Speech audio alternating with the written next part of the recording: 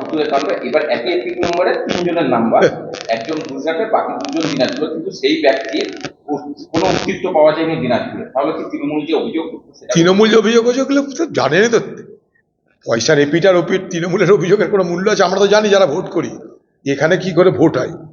এসব এপিক নিয়ে যুক্তি থাকলে নিশ্চয়ই প্রতিবাদ হবে, যুক্তি নিশ্চয়ই আছে, আমি তার বাইরে যাচ্ছি না।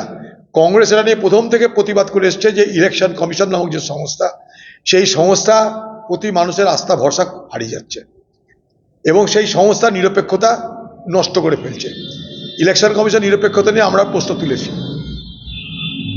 এবং আমাদের দেখা দেখি তারপরে তৃণমূল এখন ভোটের আগে এটাকে একটা তাদের প্রচারের একটা অস্ত্র করেছে, এই হচ্ছে তাই হচ্ছে হচ্ছে, সবই জানতো এতদিন কিন্তু কিছু করেনি। এটা ভোটের প্রস্তুতি।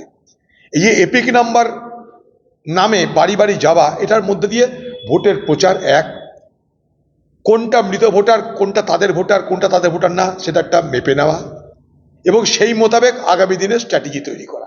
আমি খুব পরিষ্কার বলে দিচ্ছি আপনাদের, এপিক নাম্বার নিয়ে তৃণমূল পার্টি যতটা সততা দেখানোর চেষ্টা করছে ততটাই সততার বদলে সঠতা আছে। আপনি সময়টা দেখবেন, মুখ্যমন্ত্রী ভোটে নামছে, বাড়ি বাড়ি এপিকের খোঁজ শুরু হচ্ছে। এপিক খোঁজের নামে, ভোটার লিস্ট খোঁজার নামে বাড়িতে বাড়িতে এটাই প্রচার হবে, দেখো ভাই তৃণমূলকে ভোট না দিলে আগামী দিনের বিপদ আছে, বুঝে শুনে চলো। এক, কোনটা কাদের সাপোর্টার আর কোনটা তাদের সাপোর্টার না সেটা একটা মাপ হয়ে যাবে, সেই মোতাবেক সেখানে তাদের ট্রিটমেন্ট শুরু হবে। আর মৃত কোথায় জ্যান্ত কোথায় তার তালিকা তৈরি করে ফলস ভোটিংয়ের ব্যবস্থা করা হবে, এটা তার স্ট্র্যাটেজি। এটা কিন্তু নির্বাচন, এখানে কিন্তু ভুয়া ভোটের ধরার তৃণমূলের এটা চাল, এটার কৌশল, এটা চালাকি।